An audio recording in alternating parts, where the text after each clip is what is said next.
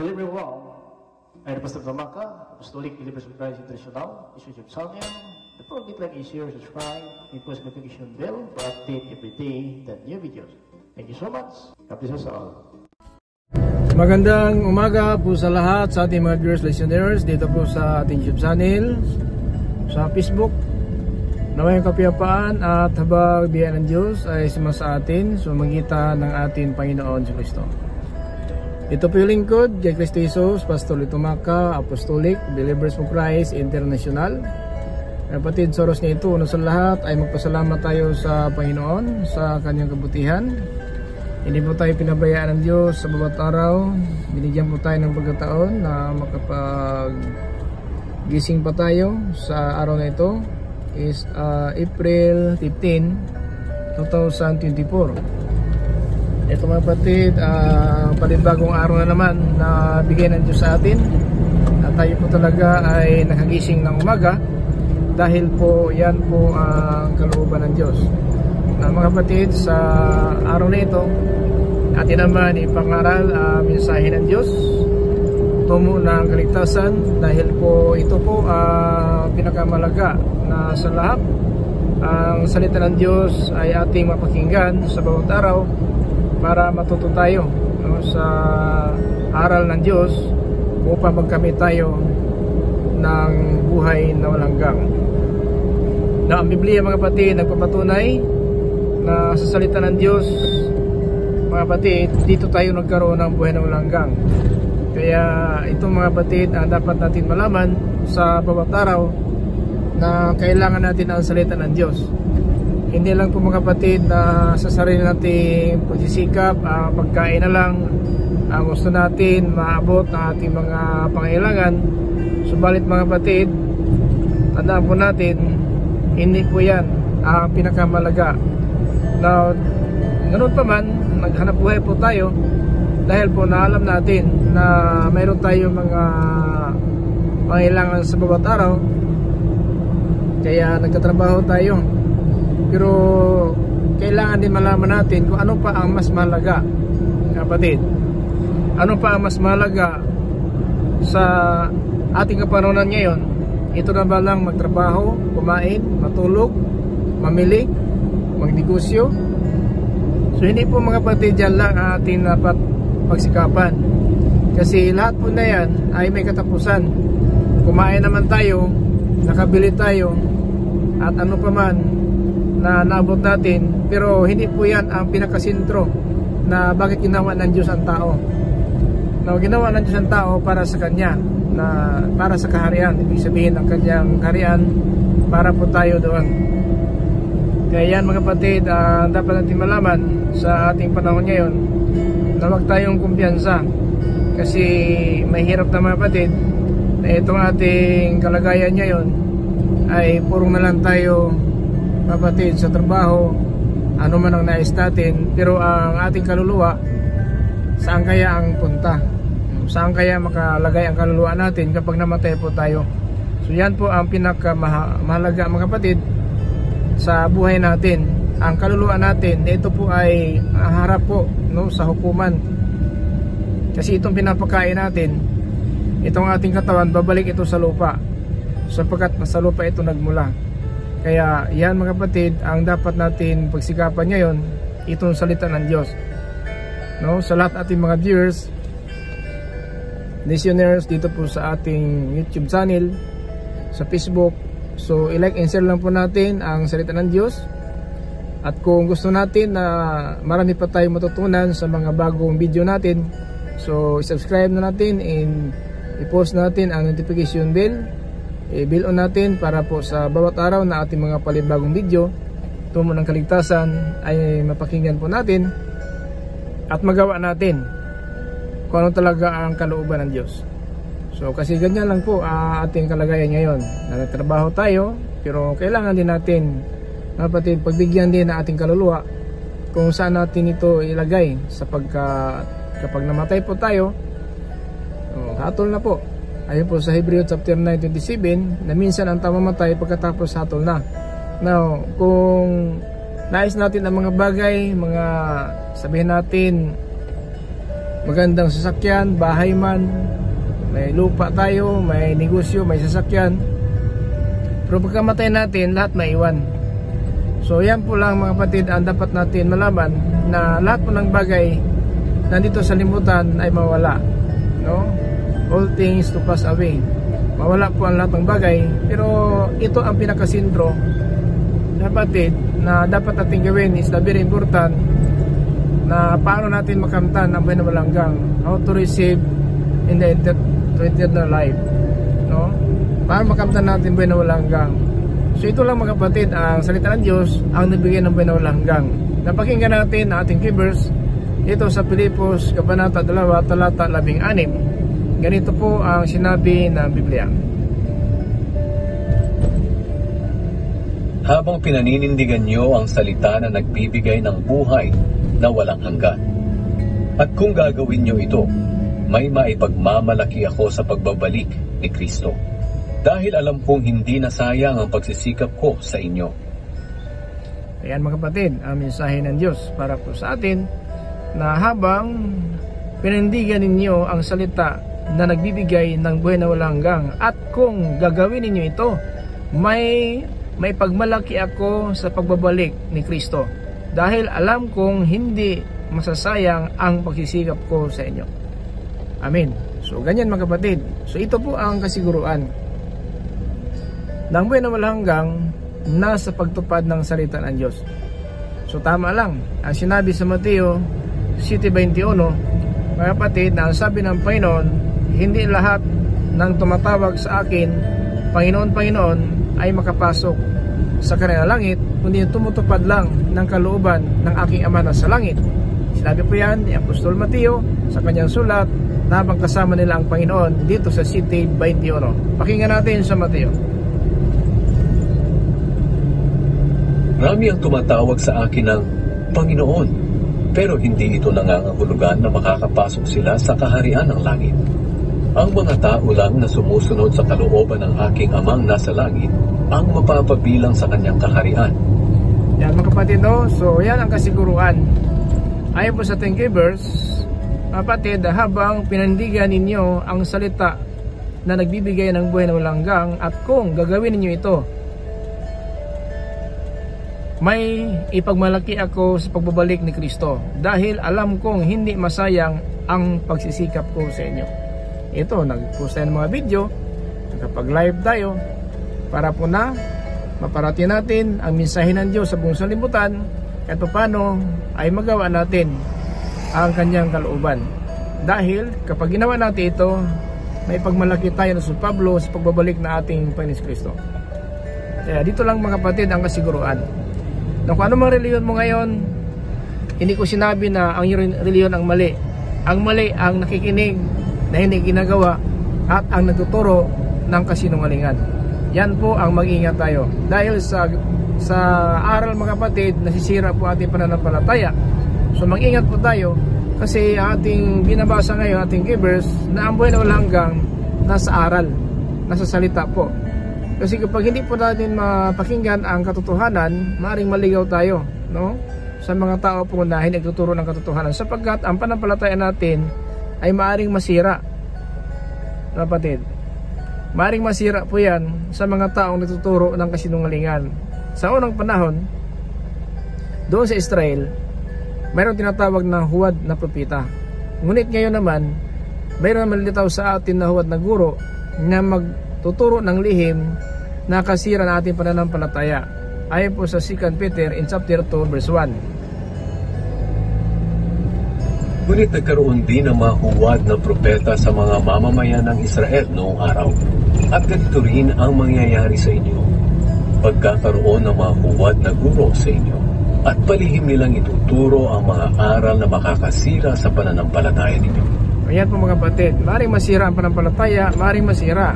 Kung sunod tayo ng sunod, yun pala, aral na mga huwad na guro. Huwad, ibig sabihin, hindi totoo ang kanilang mga tinuturo. E kung sundin natin yan, so sira ang ating pananampalataya. Now sayang naman, pareha lang tayo umaasa ng kaligtasan, kahit iba-iba pong karatula, reliyon natin, pero isa lang po ang pag-asa natin, ang pagkamit ng kaligtasan. Pero maaaring masira ang ating panampalataya kung ang nag-aaral na turo sa atin ay mga huwad o mga sinungaling. Yan mga kapatid, kapag huwad na guro ang ating sinasamahan kung tinatanggap, ayan, delikado po ating kalagayan, sapagkat kahit may panampalataya tayo pero sira ating panampalataya dahil ating sinusunod na aral ay hindi aral ni Kristo. So yan mga kapatid, kaya sabi ng si Pablo, mag-ingat tayo, no? Huwag tayong padaya, sapagkat darating ang panahon na may mandaraya talaga na nagtuturo ngayon na ito masisira lang ang ating pananampalataya. Kasi sa panahon ng Israel, marami pong mga huwad na propeta. Ngunit nagkaroon din ng mga huwad na propeta sa mga mamamayan ng Israel noong araw. At ganito rin ang mangyayari sa inyo. Magkakaroon ng mga huwad na guro sa inyo. At palihim nilang ituturo ang mga aral na makakasira sa pananampalataya ninyo. Kaya huwag hayaan mga kapatid na sira pala itong panampalataya na ating inaasahan. Kasi ang ating sinusunod na aral, hindi aral ni Kristo. Ito mga kapatid, paninugdan na mga sabihin natin aral na hindi kay Kristo, sapagkat minsan po mga kapatid, ang ating inasahan yung mga aral na ating mga ninuno na minsan pinagmalaki natin, ito ang aking minamataan kaya dito ako mamatay. Kadalasan po mayroon po mga rason na ganyan, kasi dahil po sa mga ninuno na inasahan nila na sila din may alam. Pero mga kapatid, huwag tayong kumpiyansa, sapagkat may aral na panimula sa salimutan hindi kay Kristo. Napakinggan natin mga kapatid dito po sa Colossus chapter 2 in verse 8. Pakinggan natin ang sabi ni Apostol Pablo. Mag-ingat kayo. So dapat mag-ingat tayo kasi may aral po na panimula sa salimutan na ito. Panimula sa salimutan na ito na hindi kay Kristo. Pakinggan natin ang sinabi ni Apostol Pablo. Colossians in chapter 2 verse 8. Mag-ingat kayo nang hindi kayo madala ng walang kabuluhan at mapandayang filosofiya. Mga tradisyon lang ito at mga pamamaraan ng mundo at hindi mula kay Kristo. Yan, ingat tayo ha, mga tradisyon. Baka pang tradisyon natin sinusunod, hindi kay Kristo yan, so mag-ingat tayo. Mga filosofiya, ibig sabihin, ayaw nila maniwala sa aral ni Kristo, ang kanilang paniwalaan yung aral ng mga ninuno nila. Yan po, mga paninugdan na tradisyon. Pag tradisyon, yun po ang rason na minamataan daw nila, doon daw sila mamatay. So baka na tradisyon ng salimutan ni Kristo, huwag tayong padaya diyan. Kailangan natin alam ito, sapagkat ang salita ng Diyos nagbibigay sa atin ng buhay na walang hanggang. Kung yung aral na ating sinusunod ay aral ng salimutan, hindi po tayo makasiguro. Ligaw tayo sa salimutan, sapagkat ang dyablo, ganon ang kanyang layunin. Kahit na po ang dyablo, nangaral kay Kristo din. Ang dyablo, nangaral pa rin kay Kristo, mga kapatid. Yan po ang dapat malaman natin. Kahit ang dyablo, pinapangaral pa rin si Kristo, pero ang espiritu, mga kapatid, na nasa tao na yan, espiritu ng dyablo. Pero si Kristo pa rin pinapangaral. Jesus pa rin pinapangaral. Pero ito tinawag sa Pablo ng mga huwad na apostol. Na pakinggan natin dito sa 11:5 sa ika-2 Korinto. Mga kapatid, pakinggan natin ito po sa 2 Corinthians 11, mga kapatid, in chapter 4, chapter 11 verse 4 up to 5.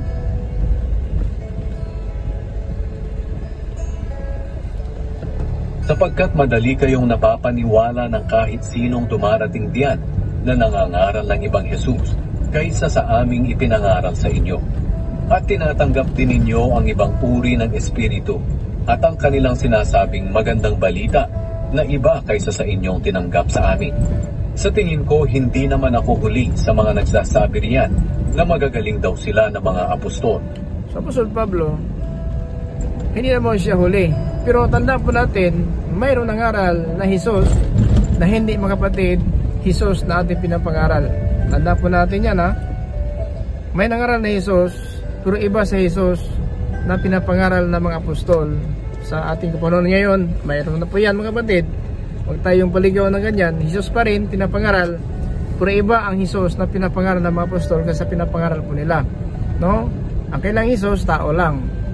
Ang kanilang Jesus, hindi anak ng Diyos. At ang kanilang Jesus, mga kapatid, hindi po Diyos Ama na makapangyarihan sa lahat. Iba-iba po. Kasi may ama nila, ama lang po. Pag sabi si Jesus, anak lang din. Pero ang totoong aral, si Jesucristo ang ating Diyos Ama, si Jesucristo ay anak ng Diyos at naging tao. Yun pong aral ng mga apostol. Kaya hindi po tayo mag-iba. No? Hindi po tayo mag-iba sa mga apostol. Now, sinabi sa verse 4 na mayroon pong nangaral sa atin ng ibang Hesus.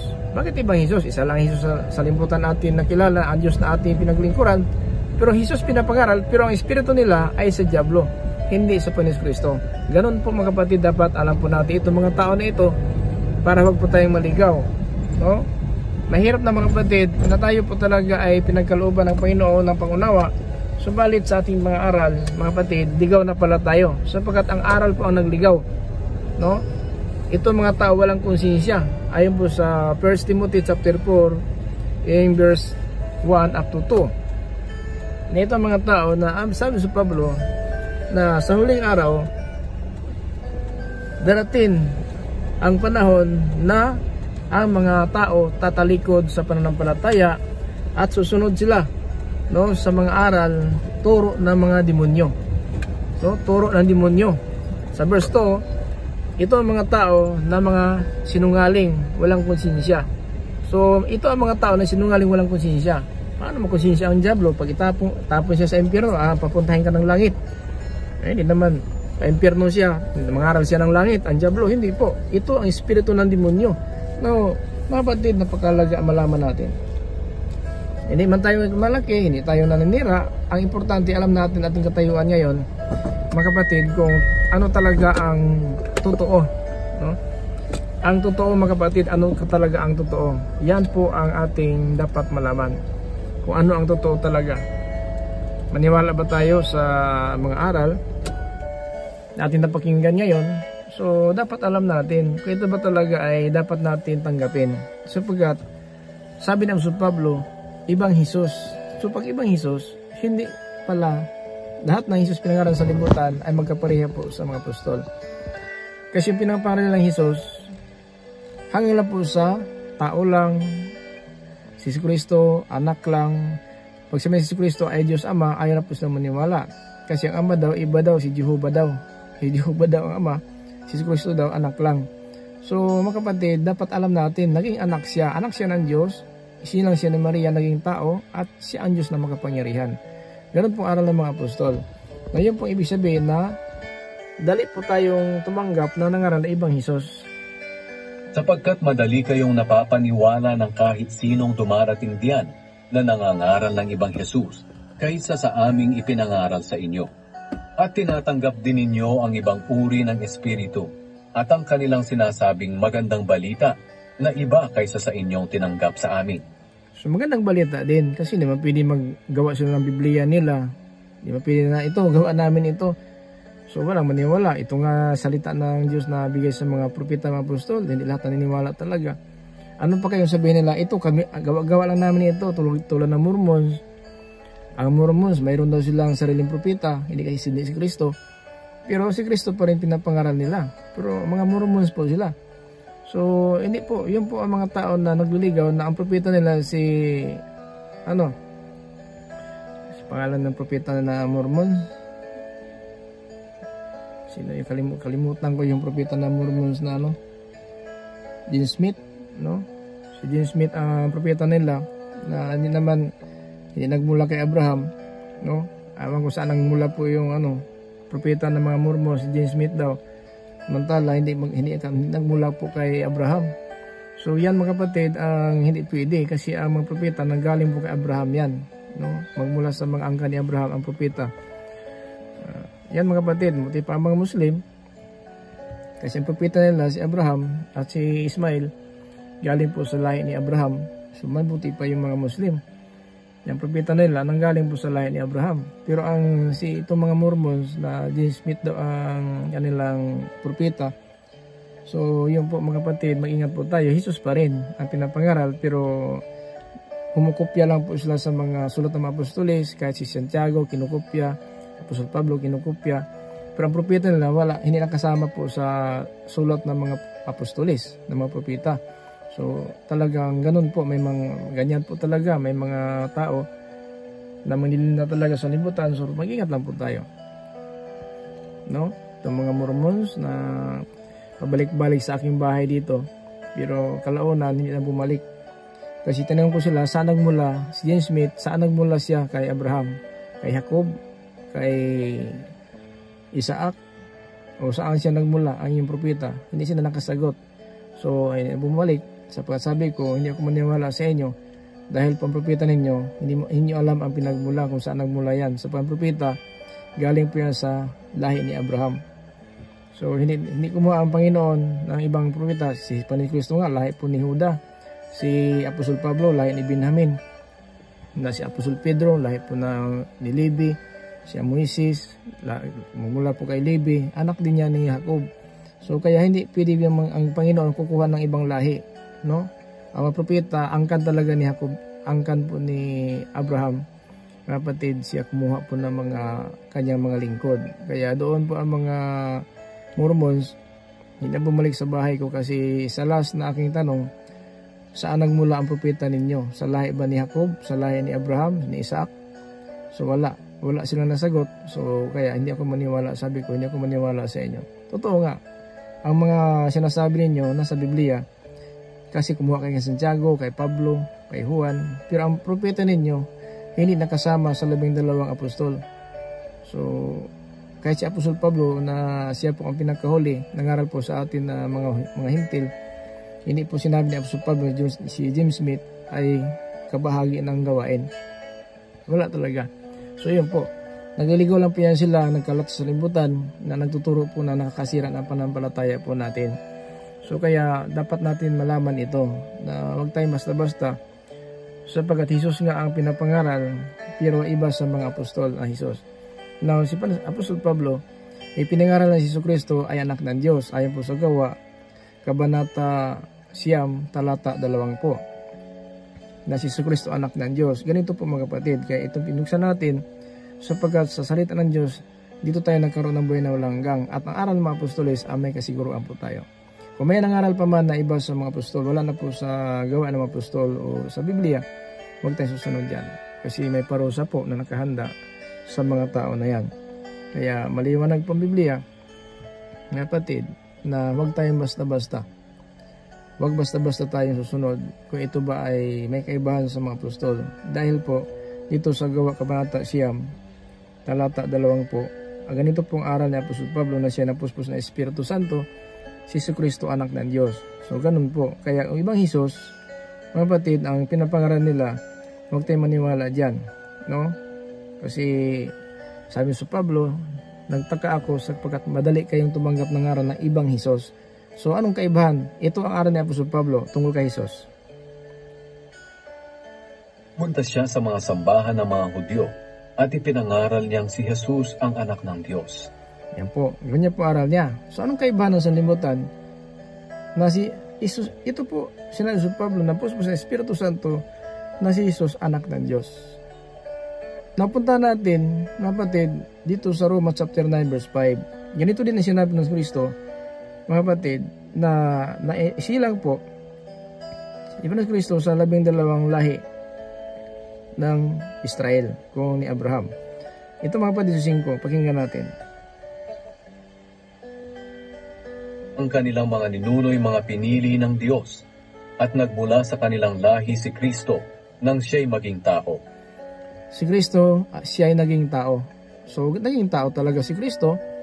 So, hindi pwede mga kapatid na sabihin natin na si Kristo hanggang na po sa anak. Naging tao, anak ng Diyos. At sinabi na sa Pablo din, dito mga kapatid sa 1 Corinthians, in chapter 8, in verse 6, ganito din ang sinasabi niya tungkol sa ating Panginoong Jesucristo. Mga kapatid, 8:6 sa unang Korinto. Para sa atin, iisa lamang ang Diyos, ang ating Ama na lumikha ng lahat ng bagay, at nabubuhay tayo para sa Kanya. At may iisang Panginoon lamang, si Jesucristo. Sa pamamagitan niya ay nilikha ang lahat ng bagay, at sa pamamagitan din niya ay nabubuhay tayo ngayon. Ayan po iisang Ama, iisang Diyos na ating Ama, lumikha ng bagay, at tayo para sa Kanya na may isang Panginoon lamang, si Jesucristo. Siya ang lumikha lahat ng bagay. So ganun po ang aral ni Apostol Pablo. Kaya kung sabihin nila na si Jesus anak lang, si Jesus tao lang, hindi siya Diyos Ama, mga kapatid, ingat tayo. Kasi iba po ang sabi ni Pablo, ibang Jesus na aming pinapangaral. So ito po ang aral ng Apostoles. Si Jesucristo anak ng Diyos, siya po ay naging tao, at ang ating Diyos Ama na makapangyarihan sa lahat na siya lumulang sa atin at mabuhay tayo sa magitan niya. Ganyan pong aral mga kapatid na dapat natin sundin. Yan mga kapatid ang totoong aral. So kung may nangaral pa man na ibang Jesus na hindi magkapareha po sa mga apostol, huwag na po tayong tatanggap mga kapatid. Kasi alam po natin, yun po ang tinutukoy ni Apostol Pedro, huwad na guro na nagtuturo ng lihim na nakakasira ng ating pananampalataya. So mga kapatid, yan ang pinakamahalaga na malaman po natin. Kaya itong ating pinapangaral na salita ng Diyos, dito po tayo magkaroon ng buhay na walang hanggang. At ang sabi sa Pablo, na at kung gagawin ninyo ito, may pagmalaki ako sa pagbabalik ni Kristo. So may pagmalaki talaga tayo kung ang aral na pinapapostoli sa atin, ito ay ating sundin. Dahil po sa aral tayo naligtas, hindi po sa relihiyon. Kaya mag-ingat tayo sa ating kapunan ngayon. Marami nagtuturo talaga ng salita ng Diyos, pero dapat alam po natin, ito ba talaga ay ang espiritu sa kanila ay espiritu ni Kristo o espiritu po ng Antikristo. Yan mga kapatid, dapat malaman natin. Kapag ang aral po nila na may kaibahan sa mga apostol, so wag tayong susunod. So kahit na ilalim tayo sa kailang samahan, ang mahalaga na alam po natin ang katotohanan, wag tayong susunod ng kanilang mga pinapagawa na ito tradisyon lamang, na ito po ay pasimula ng kanilang mga ninuno. Hindi po kay Kristo. No? Maliwanag po yan na sinabi ni Apostol Pablo sa Colosas 2:8. Na ito, mag-ingat tayo sa pasimulang aral na ito po ay tradisyon, no? Na hindi po ito ay galing kay Kristo. Tradisyon na aral, ibig sabihin, minamataan tulad natin dati, minsan ganoon din ating paninindigan. Ang paninindigan po natin, kung anong aral na ating mga magulang, mga ninuno natin, wala pa sa ating ninuno, mga sabihin nating apuhan, mga apo natin, ating mga lula, minsan po yun na pong ating sinusunod. No? Pero mali pala kung itong aral na ito sinusunod natin ay tradisyon lamang. Kasi ang tradisyon talaga ay pinanghawakan minsan ng mga ninuno natin na ito talaga minamataan. Tulad natin dati, mayroon tayong prinsipyong ganyan. Pero hindi pala talaga tama kung gano'n na lang ating pamumuhay, hanggang na po tayo sa tradisyon na hindi po talaga ito ay ayon po sa kalooban ng ating Panginoon Kristo. Kaya maliwanag po na ang nagbigay sa atin ng kaligtasan, itong salita ng Diyos. Kasi pinangaralan po tayo. Sabi sa Pablo sa 1 Corinthians chapter 15 verse 1 up to 2, na talagang pinagsabihan po tayo, at itong aral mga kapatid na binigay po sa atin ng mga apostol sa magitan ng banal na Espiritu, ito ay nagbigay sa atin ng kaligtasan. Sabi po dito sa 1 Corinthians chapter 15 verse 1 up to 2, mga kapatid, nais kong ipalala sa inyo ang magandang balita na ipinapangaral ko sa inyo. Ito ang aral na inyong tinatanggap hanggang ngayon ay pinanindigan ninyo. Verse 2, sa magitan dito ay ligtas kayo. Maliligtas kayo kung panghawakan ninyo ng mabuti ang ipinapangaral ko sa inyo. Maliban na lamang kung hindi tunay talaga ang inyong pananampalataya. Kasi ang tunay pananampalataya, sinasama ng gawa. So hindi tunay yung nakikinig lang po at nagsasabi may pananampalataya pero walang gawa. Yung po ang hindi tunay. Pero hanggang ginagawa natin ang ating sinampalatayanan, yan ang papatunay may pananampalataya po tayong totoo. Sapagat ang pananampalataya mismo mga kapatid, yan po ang gumagawa.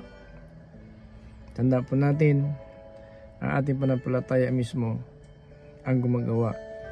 Kaya ingat tayo palagi, huwag kumpiyansa, dahil ayaw talaga ng Panginoon na umaasa tayo ng kaligtasan.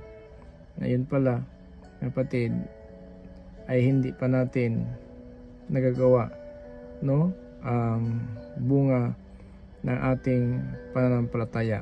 Bunga. Ang ating paglilingkod sa Panginoon, bunga ng pananampalataya. Habang nagpapatuloy tayo sa paglilingkod, bunga yan ng pananampalataya. Ibig sabihin na natili pa tayo may pananampalataya. Kasi ang kahoy, habang siya ay may buhay sa lupa, hindi man siya bubunga kaagad, pero may season siya na bubunga dahil po yung kahoy na yan ay talagang nagbubunga. Now, kapag gumawa tayo, naglilingkod tayo sa Panginoon, bunga yan ng pananampalataya. Pero hindi na po tayo maglilingkod sa Panginoon, hindi na mga kapatid makikita ang bunga, mga kapatid, na sinasabi ng Biblia. Tandaan po natin, ito po sinabi sa Pilipos chapter 2, 17. Ang paglilingkod ninyo na bunga ng inyong pananampalataya ay tulad sa isang handog. At kung kinakailangang ibuhos ko ang aking dugo sa handog na ito, maligaya pa rin ako at makikigalak sa inyo. At dapat maligaya rin kayo at magigalak sa akin. Ayun po ha.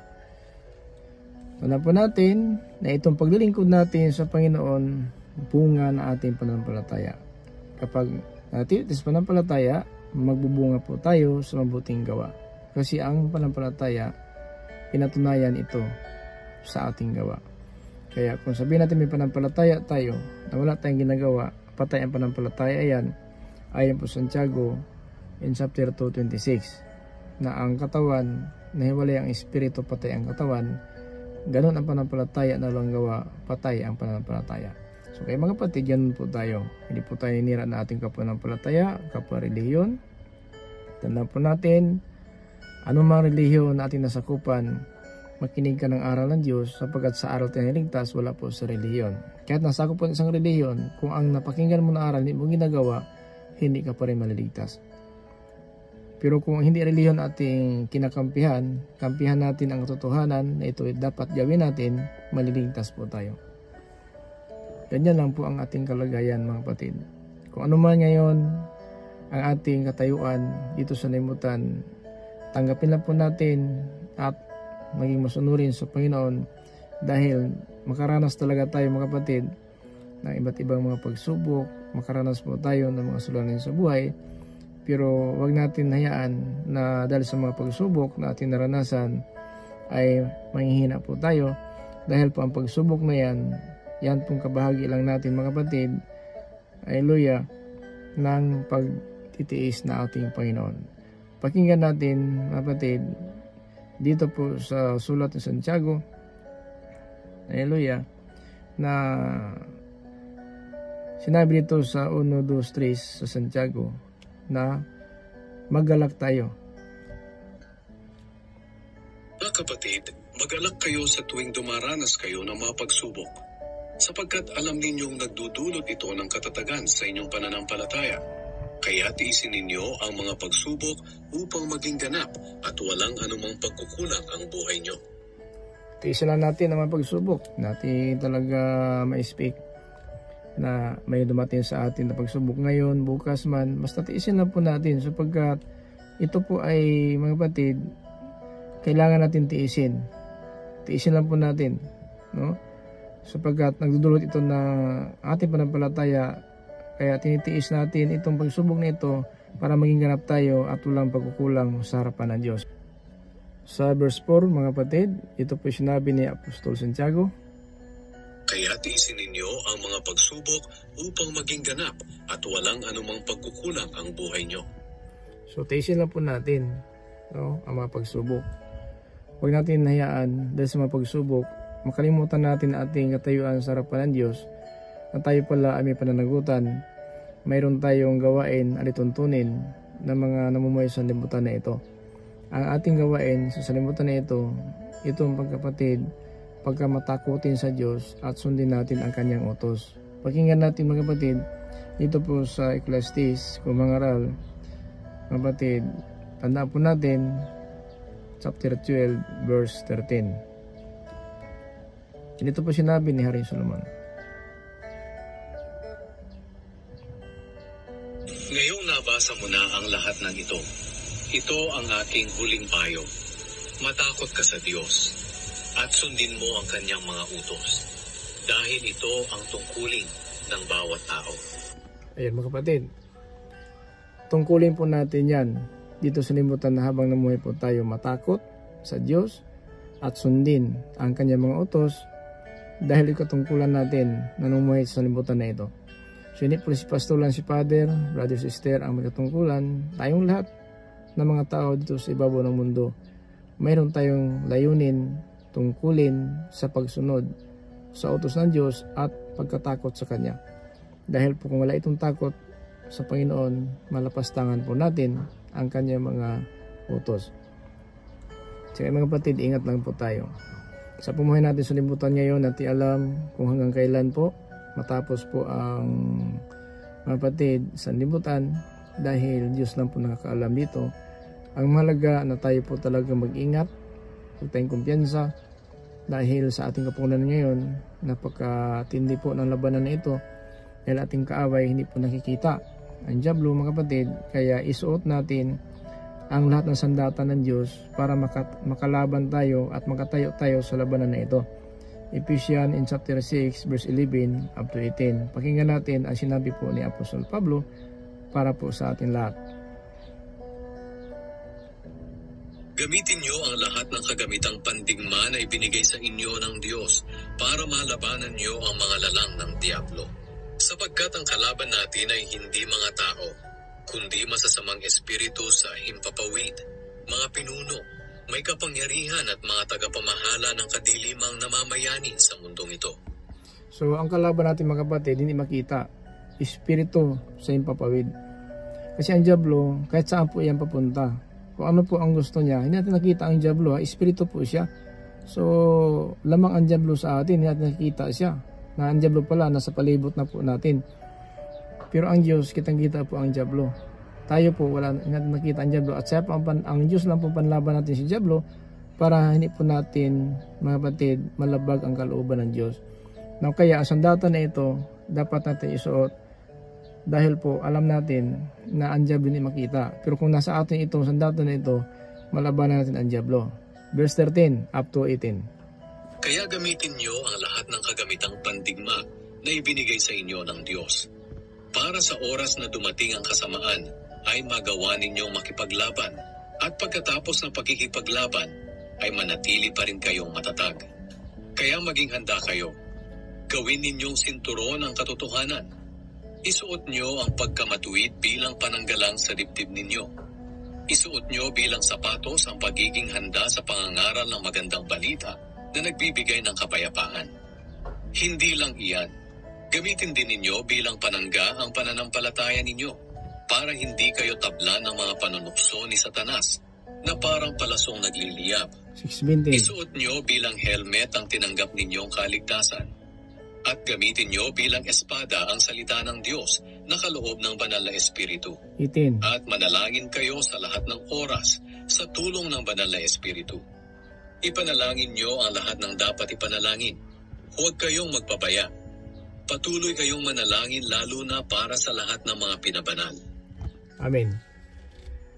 Kaya mga kapatid, itong sandata na ito kung wala sa atin, mahirapan tayo sa ating kaway ng diablo dahil hindi nakikita ang diablo. Pero kung nasa atin ito, mga kapatid, sinabi sa verse 13, kaya gamitin ninyo ang lahat ng kagamitan, pangdigma na ibibigay sa inyo ng Diyos. Para oras na dumating ang kasamaan ay magawa ninyong makipaglaban at pagkatapos makipaglaban ay matili pa rin kayong matatag. So itong sandata, anong unang sandata? Kaya maging handa kayo, gawin ninyong sinturon ang katotohanan.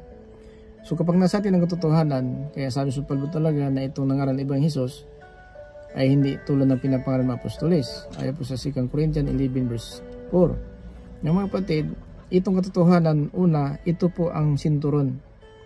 So dapat nakasinturon tayo, nakabelt po tayo sa mga panahon na ito. Kasi ang diablo naisubadin, hubaran tayo at mapahiya tayo sa mundo na ito. Kasi kung wala sa ating katotohanan, tatawanan tayo ng diablo. No? Kapag wala sa ating katotohanan, tatawanan tayo ng diablo.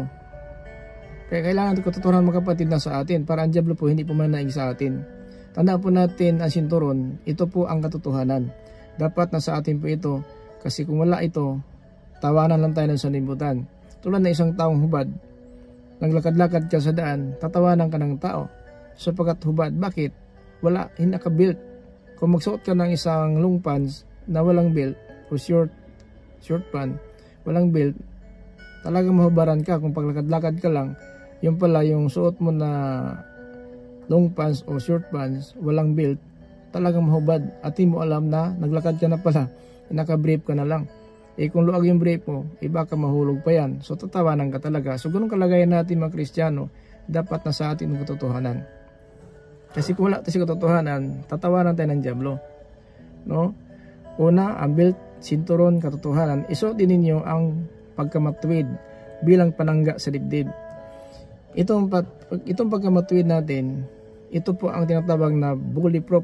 No? Bulletproof na kung tayo po talaga naka-bulletproof tulad ng pulis, kapag naka-bulletproof ang pulis, kapag nasa dibdib siya matama ng bala, hindi siya tatablahan. No? Maliban kung maulo siya, kaya ang bulletproof, panangga sa dibdib po yan. Kung may mga operasyon ang pulis, naka-bulletproof po sila. Kasi hindi basta-basta si tablahan pag nasa katawan lang natamaan ng bala. Maliban kung maulo. So kaya ang ulo din helmet. So kumpleto po ito, may helmet din.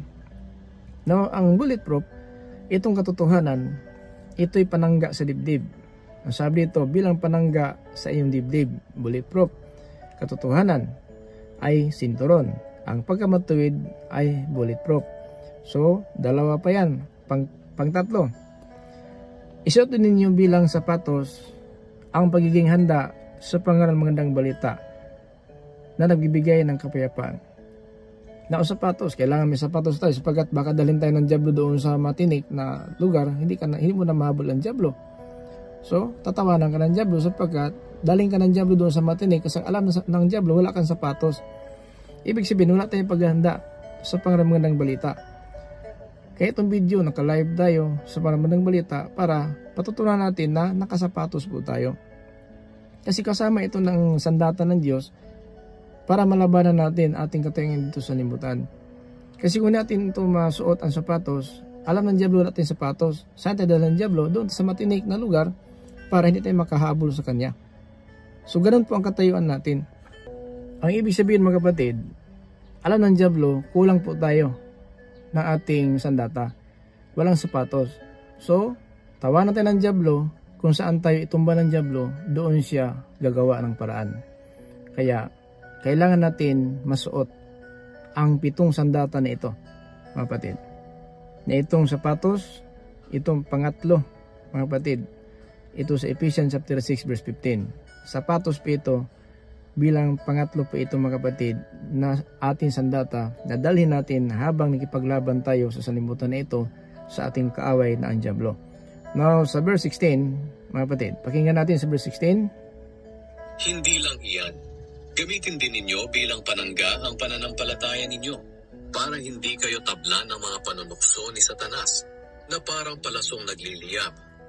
So, pang-apat na ating sandata, hindi lang yan, gamitin din ninyo bilang panangga ang pananampalataya ninyo para hindi kayo tablahan ng mga panukso ni Satanas, parang palasong nagliliyab. So itong pananampalataya, panangga. Mga kapatid, ito po ang tinawag na taming. Panangga, dito po nakalagay ito dito sa kaliwa nating kamay, ang taming bilang panangga. Kasi ang panangga, ang palaso ng diablo, kahit kapatid saan yan, pwede katamaan kung wala kang panangga. Itong pananampalataya. Panangga ito. Ibig sabihin, ang ating kaliwang kamay, may panangga po ito. Kapag isang hari ay papunta ng labanan, kadalasan may panangga po. May panangga po sila. Yang panangga na yan mga kapatid, ang ating gagamitin kung ano sa kaliwat kanan, saan man ang palaso ng diablo, ay yan ang gagamitin natin, ang pananampalataya natin. Kasi pananampalataya, sinasamahan ng gawa. Kung wala tayong panangga, baka mapuruhan tayo, knockdown tayo. No? Ma-knockdown tayo. So hindi pwede. Ang panangga, gamit talaga yan. Mga kapatid, ang panangga. para po na saan man kaliwat kanan, sa likuran man o sa saan man na paraan ng dyablo ay may panangga tayo itong panampalataya na ito ay gumagawa habang tayo nabuhay sa libutan. Panampalataya. Kailangan may panampalataya tayo para malabanan natin ang palaso ng dyablo. Ito ay panunokso ni Satanas. Kasi wala natin panampalataya, mga kapatid, napakadelikado po ng kalagayan natin. Ano po natin yan. Hindi pwede na ating panampalataya ay hindi mapakita natin sa libutan na ito buhay pa. Kasi pag patay na ang kahoy, wala nang bunga yan. Kasi ang pananampalataya, sinasama ng gawa, at ang gawa natin, bunga ng pananampalataya. So, pang-apat po yan. Din 17, mga kapatid, panlima. Sa verse 17. Isuot nyo bilang helmet ang tinanggap ninyong kaligtasan. At gamitin nyo bilang espada ang salita ng Diyos na kaloob ng banal na Espiritu. So itong panglima, helmet. Helmet ang tinatanggap ninyong kaligtasan. Helmet. Pag helmet, nasa ulo po. So hindi, sa motor nga, kung madisgrasya ang motor, pag hindi naka-helmet ang nagmamaniho, so delikado po ang kalagayan. Pero habang naka-helmet siya, mauntog man ang ulo niya, so may tendency pang mabuhay siya. Pero wala kang helmet, mapuruhan ka talaga. Mauntog ang ulo mo, patay ka talaga, makumatos ka. So ito po kapatid, helmet ng kaligtasan. So kailangan tanggapin ito, helmet, nasa ulo po ito. So walang iba po mga kapatid, ang nasa ulo natin ang pangalan ni Jesucristo na tinanggap natin sa subitan ng bautismo na nagpinapatawad tayo ng ating mga kasalanan. Helmet ng kaligtasan. Kailangan palang ulo natin may nakalagay yan na helmet. Ito po helmet ng kaligtasan. Ang sabi po sa Gawa, Kabanata 4, talata 12, ang helmet ng kaligtasan mga kapatid, ito po ang sinasabi ng mga apostol, ni Apostol Pedro, na walang ibang pangalan na binigay sa silong ng langit na ito po sumigitan ito maligtas tayo. Pangalan po yan. Ito po ang helmet na nakalagay sa ulo natin, pangalan ni Jesus. Ayon po sa Biblia na sinasabi sa Pahayag in chapter 14 verse 1, doon sa Sion, kung paraiso ng Diyos, nakasunod ang 144,000 na mga angkan ni Israel na nakasulat ang pangalan niya sa kanilang mga noo. So yan mga kapatid, sa ating noo nakasulat ang pangalan ni Jesus. Helmet yan ng kaligtasan. Kailangan dyan yan. At saka pang-anim, espada. No? At gamitin yung espada, ang salita ng Diyos na sa kaloob ng banal na Espiritu. Itong salita, espada ito. Sapagkat habang nasa atin ang salita ng Diyos, wala makatalo sa atin sa sanlibutan na nangaral ng kasinungalingan. Habang nasa atin ang salita ng Diyos na bibigyan ng katotohanan, ating mga aral ay ito po yung nagpapalaya sa atin sa anong samahan, tradisyon, doktrina ng sanlibutan. Habang nasa salita ng Diyos, walang makatumbas ng katotohanan dahil ang katotohanan ang nagpapalaya sa atin. So, hanggang sa atin ang salita ng Diyos, nagbigay ng kaligtasan mga kapatid, ito po sinabi natin Hebrews na ang salita ng Diyos nagbibigay ng buhay na walang hanggan. So, habang nasa atin ito, nasa atin ang helmet, isang tatak sa ating noo, pangalan ni Jesus, na isang nagpapatunay sa araw ng pagliligtas. Sa sulat pa ni Pablo sa Ephesians chapter 4 verse 30, huwag pighati ng Espiritu Santo na tatak ng araw ng pagliligtas sa inyo. So, Espiritu Santo, ito po mga kapatid, tandaan po natin ang tatak sa ating noo at ang salita ng Diyos na Espiritu ng Diyos na kaloob sa atin. Dapat na ito pang-anim na ating sandata, pang-pitong sandata sa verse 8 mga kapatid, at manalangin kayo sa lahat ng oras, sa tulong na banal ng Espiritu, ipanalangin niyo ang lahat ng dapat ipanalangin, huwag kayong pabaya. Patuloy kayong manalangin, lalo na para sa lahat ng mga pinabanal ng Diyos. Mga kapatid, ito po ang salita ng Diyos para po sa atin. Huwag hayaan, malila tayo ng sanlibutan. Huwag hayaan mga kapatid na itong mga salita ng Diyos, ang data, kailangan natin ito mga kapatid, hallelujah, ay ipangaral ang katotohanan. Kailangan natin malaman mga kapatid kung ano talaga ang dapat natin gawin. Kailangan natin mga kapatid, no? Kailangan natin malaman. Kailangan natin ito ipangaral na ang sandata na ito dapat kumpleto tayo dito.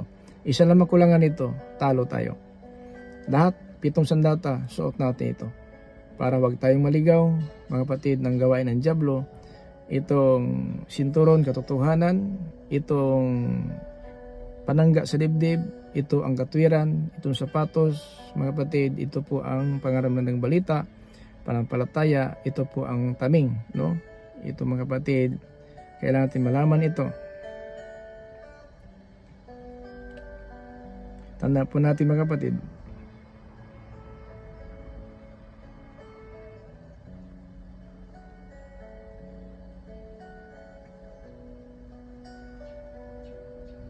kailangan natin malaman.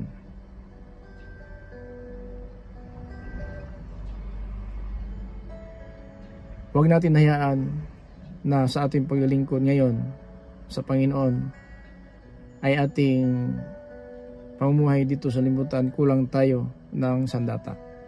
Sandata,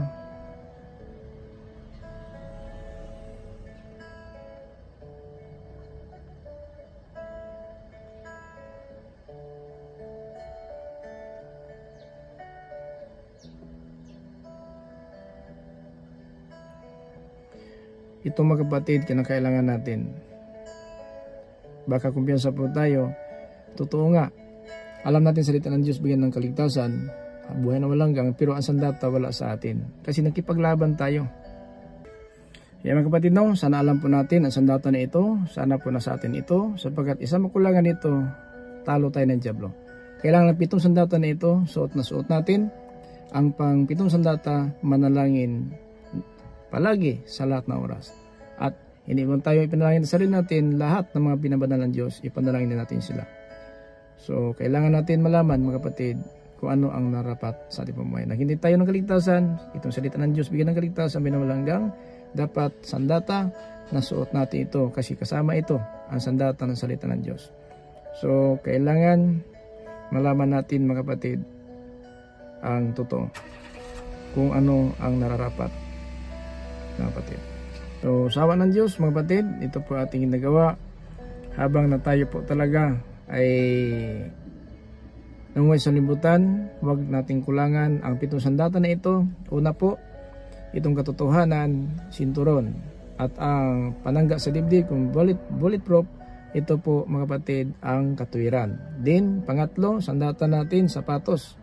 Sapatos na ito mga kapatid, paghanda sa pangangaral magandang balita. Kailangan may talata sitas tayo para po tayo mga kapatid makakatanggap mga kapatid ng ating pala, kompleto po.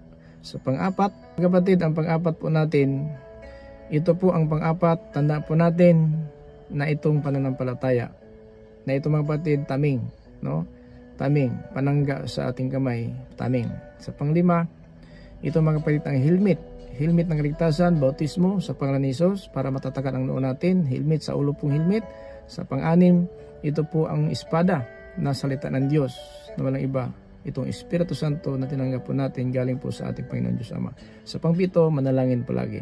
Yan mga kapatid, ating dapat malaman sa oras na ito na may pagpalain tayo ng Panginoon. Hallelujah sa lahat ng ating mga viewers, listeners dito po sa ating YouTube channel, sa Facebook, na may kapayapaan habang biyaya ng Diyos. Ay sa atin lahat, sa magitan na ating Panginoon Kristo. Ito po yung lingkod sa Tumaka Apostolic Believers of Christ International. Sabi sa ba't isa, the grace of Jesus Christ be with us. Amen.